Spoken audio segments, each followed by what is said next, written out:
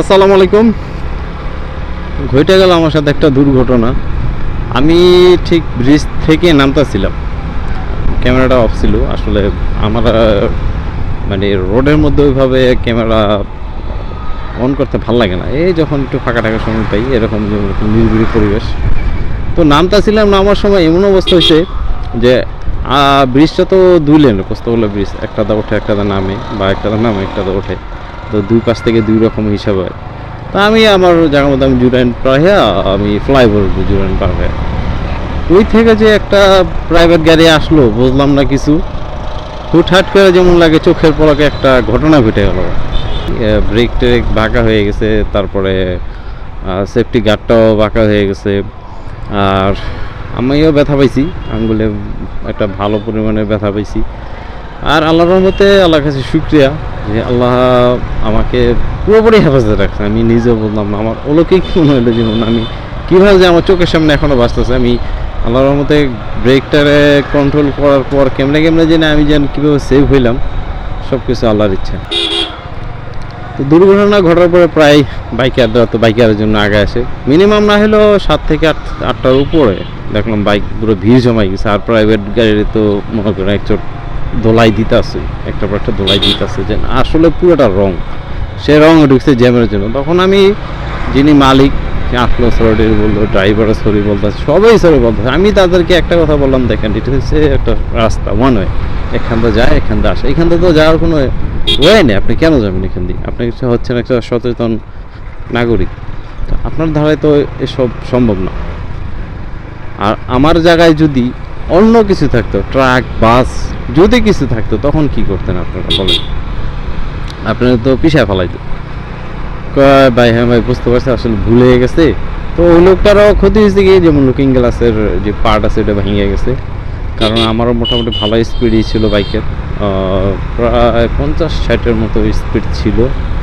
তো আল্লাহ তাআলার কাছে শুকরিয়া, আল্লাহ আমার সব দিক দিয়ে সেভে রাখে। এর আগেও একবার দুর্ঘটনা ঘটছিল, যেমন সিএনজি এসে উল্টো পথে লাগাই দিছিল।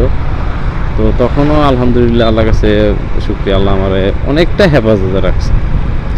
তো আমাদের উচিত রং রোডে না আসা, সুন্দর মতো নিজের যে লেনটা আছে ওই লেনেই বাইক রাইড করা, বা যেইটাই বলি, রঙে না আসাটাই ভালো। এই যে আজকে আমার সাথে যে একটা দুর্ঘটনা ঘটছে, আমি যে ঠিকঠাক আছি, সহি সালামত আছি, এটা অনেক কিছু, হয়তো অনেকের কাছে অনেক কিছু না। তো আলহামদুলিল্লাহ আমি অনেকটা আল্লাহ আমাকে সুস্থ রাখছে, ভালো রাখছে। একটু ব্যথা পাইছি না, এটা তেমন কিছুই না, কিন্তু আমার ব্রেকেটা যেভাবে বাঁকা হয়েছে, তো আমার পায়ে যে লাগে না, এটা অনেক কিছু। আমি যে কিভাবে সাইডটা নিচ্ছি আমি নিজেও জানি না। তো আমাদের উচিত, নিজেদের উচিত যে রং সাইডে না যাওয়াটাই সবচেয়ে ভালো। যেমন গুলিস্তানে যে একটা রাস্তাটা আছে, ওটা কিন্তু খুবই একটা খাতারনাক রাস্তা। এই যে দেখেন এদের অবস্থা দেখেন, স্পিড কিন্তু বেশি না, স্পিডটা হইতেছে ব্যাটারির মাধ্যমে, তারপরে শুরু হয়ে যায় কোতাকতি। এদের কারণে কিন্তু ভালো ভালো দুর্ঘটনা হয়ে যায়, ভালো না, দুর্ঘটনা কোনো সময় ভালো হয় না।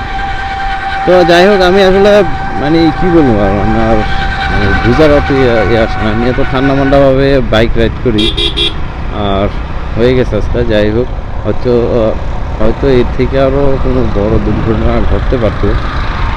তা আমার আল্লাহ আমারে বাঁচাইছে, আলহামদুলিল্লাহ। আল্লাহর কাজ করলে আল্লাহ আপনারা কাজ করে দেয়, এটাই। আপনারা নামাজ পড়বেন, ইনশাল্লাহ 5 ওয়াক্ত নামাজ পড়বেন আপনারা সকলেই।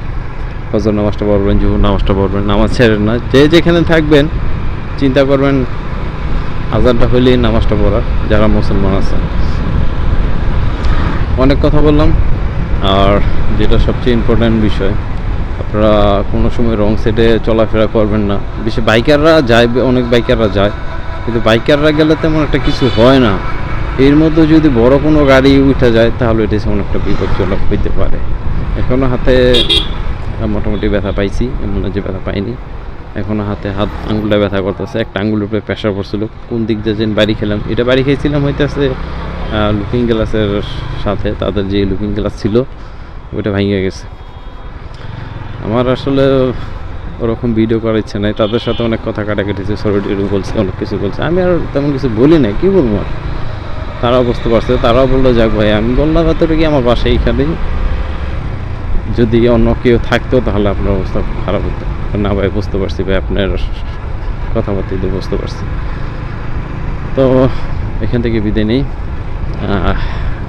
ভালো থাকবেন, সুস্থ থাকবেন, নিরাপদে থাকবেন ইনশাল্লাহ। মুসলমানরা অবশ্যই অবশ্যই ইনশাল্লাহ 5 ওয়াক্ত নামাজ পড়বেন। আল্লাহ হাফেজ।